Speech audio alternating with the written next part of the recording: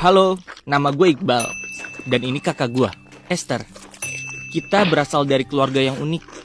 Ya, unik banget.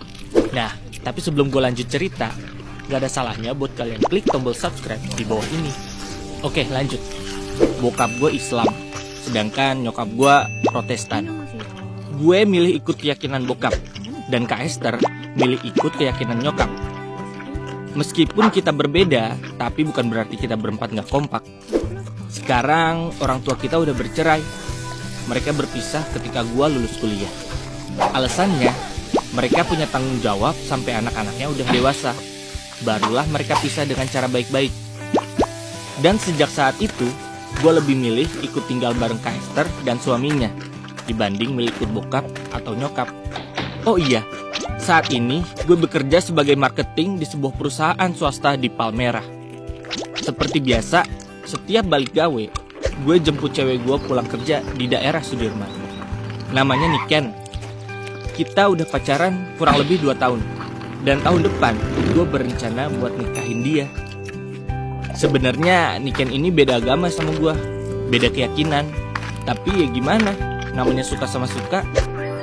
Keluarganya sih setuju-setuju aja sama hubungan kita. Yang penting kita berdua saling mencintai. Permasalahannya adalah karena kita beda agama, orang tua Niken berharap gue bisa ikut mereka. Tapi hati kecil gue berkata, gak bisa, iman gue masih bertahan dengan keyakinan yang gue pilih. Niken sendiri sih gak masalah, dia gak marah dan tetap support sama pilihan gue. Akhirnya dia ngasih ide buat mendiskusikan ini dengan Kak Esther. Siapa tahu Kak Esther punya solusinya. Baiklah, gue rasa ini ide yang bagus. Hari ini gue dan Niken berencana buat ketemu sama Kak Esther. Dengan perasaan deg-degan, gue berusaha ngeberaniin diri buat bilang kalau kita serius untuk menikah. Setelah gue jelasin semuanya selama sejam, ekspresi pertama yang gue lihat dari Kak Esther adalah dia mengerutin alisnya, lalu geleng-gelengin kepala, mengisyaratkan bahwa dia gak setuju dengan rencana kita berdua. Semua perasaan campur aduk. Gue sedih, tapi gue juga marah. Entah kenapa tiba-tiba aja gue ngebentak Kak Esther depan Niken. Dan gue bilang kalau gue ini bukan anak kecil lagi dan bisa nentuin pilihan sendiri. Kakak gue diem aja dan gak ngejawab sama sekali. Akhirnya gue langsung pergi, cabut ngajak Niken. Terpancar kesedihan dari dia karena dia ngerasa adanya penolakan dari kakak gue. Sepanjang perjalanan, kita gak bisa ngebohongin perasaan satu sama lain dan cuma bisa saling nahan air mata. Sampai depan rumahnya, dia langsung masuk tanpa ngomong apa-apa. Gue bingung harus gimana.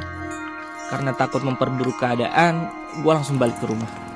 Saat masuk rumah, dia papasan sama Esther. Dia senyum kecil ke arah gue, tapi gue balas dengan ekspresi marah. Dan gue langsung masuk ke kamar. Malam itu juga, gue dapet WA dari Niken. Seneng banget akhirnya mood dia balik lagi. Tapi ternyata enggak. Dia nge-WA kalau sebaiknya hubungan ini break dulu. Gue shock, bingung kenapa dia ambil keputusan ini.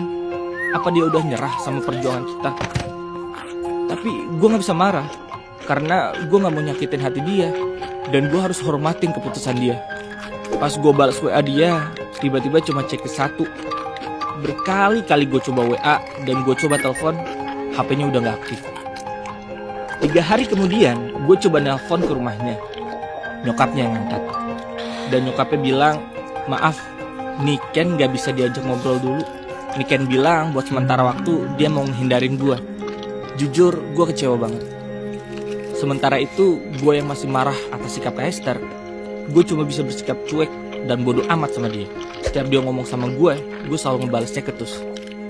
Lalu Kak Esther cuma ngebalas gue dengan senyuman. Ya gimana ya, gue kesel juga sama dia gitu. Karena masalah gue sama Niken ini terjadi gara-gara dia juga. Sebulan kemudian, entah angin apa, tiba-tiba kakak gue ngenalin gue sama temennya. Namanya Salwa. Orangnya cantik, adem banget kalau dilihat. Ya idaman cowok banget deh. Aneh banget sih, kenapa tiba-tiba si Kak Esther cie-ciein gue gitu ke Salwa. Udah tahu gue ini canggung di depan orang lain. Dan karena gue malu, akhirnya gue buru-buru balik ke kamar. Malamnya Kak Esther masuk ke kamar gue. Dia nanya ke gue, menurut gue Salwa itu gimana orangnya? Cantik gak? Dia jomblo loh dan siap menikah. Gue jawab, apaan sih kak? Gaje banget sih. Dia pasti mau comblangin gue sama Salwa. Karena risih, akhirnya gue keluar kamar dan ninggalin Kak Esther gitu aja. Lalu gue banting pintunya. Kak Esther ngejar gue sampai ke ruang tamu. Tapi gue gak peduli. Saat gue ambil kunci motor dan mau cabut, Kak Esther datang lalu nahan gue sambil nangis. Dia bilang dia ngelakuin ini demi kebaikan dan masa depan gue. Pernikahan itu bukan hanya tentang bertemunya dua orang lalu saling mencintai. Enggak, pernikahan itu tentang bertemunya dua keluarga besar yang harus dipersatukan. Kak Esther gak mau gue ngalamin seperti apa yang bokap sama nyokap gue alamin. Katanya gue harus mikirin gimana nasib anak-anak gue nanti. Ketika diposisikan harus memilih keyakinan apa dan ikut siapa, apakah itu gampang? Enggak, saat itu juga gue diam dan memeluk Kak Esther. Gue minta maaf atas sikap kasar gue ke dia. Sekarang gue ngerti maksud dia selama ini tuh apa. Akhirnya kita berdua baikan.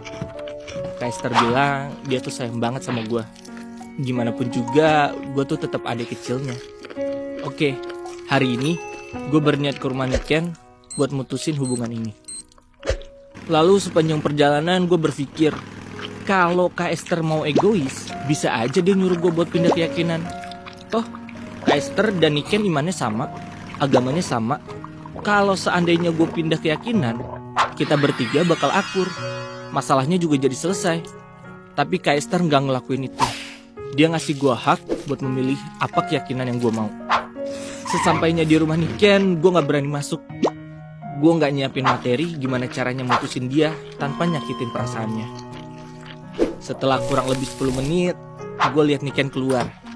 Lalu Niken manggil gue. Iqbal, baru aku mau ke rumah. Asli dia cantik banget. Mungkin ini efek udah lama gak ketemu kali ya. Gue jadi kangen. Sebenarnya ada yang mau aku omongin, Ken. Aku juga, Bal. Ada yang mau aku omongin. Hah? Gue kaget. Karena dia juga ternyata mau nyampein sesuatu. Ternyata dia mau bilang kalau sebaiknya hubungan ini udahan aja.